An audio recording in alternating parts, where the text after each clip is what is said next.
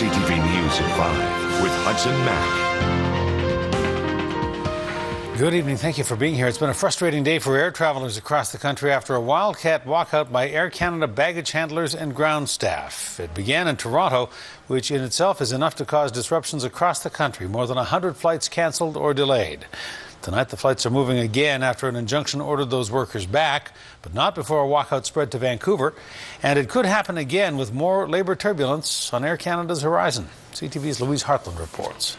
It was a gong show. Laura Howard just arrived from Toronto. I got to the airport and they said I could get on the plane, but whether my luggage made it with me or not remained to be seen. This is what she and hundreds of other Air Canada passengers had to contend with. Long lines, delays and cancellations after baggage handlers and ground staff walked off the job last night, sparking this confrontation between a passenger and a striking employee. Moments earlier, this picture captures the man spitting on the female worker.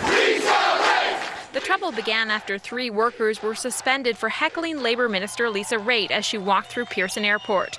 First, illegal walkouts in Toronto, then Montreal, and this morning, Vancouver staff also walked off the job.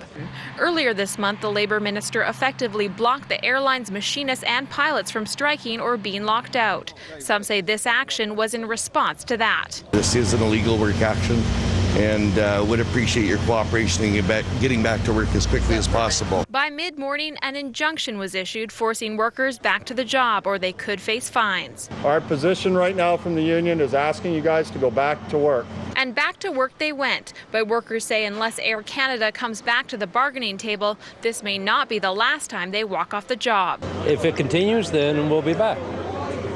So let's just hope that the company comes and sits at the table. That's what we want. With so much uncertainty, travel agents are warning passengers to be prepared for the worst. It's major, depending if it's an all-out strike. And because we're limited to 2 national carriers, it really cuts down your options. Air Canada is updating its website hourly. Phone before you plan to go to the airport and see what the status of your flight is. Even though Air Canada workers are back on the job, the delays and inconveniences are expected to continue, and so are the headaches. I'm very frustrated. I can't charge my phone. I can't brush my teeth. I can't change my clothes. Leaving a bad taste in the mouths of many travelers today. Fly Air Canada again? Probably not, no. Louise Hartland, CTV News, North Saanich.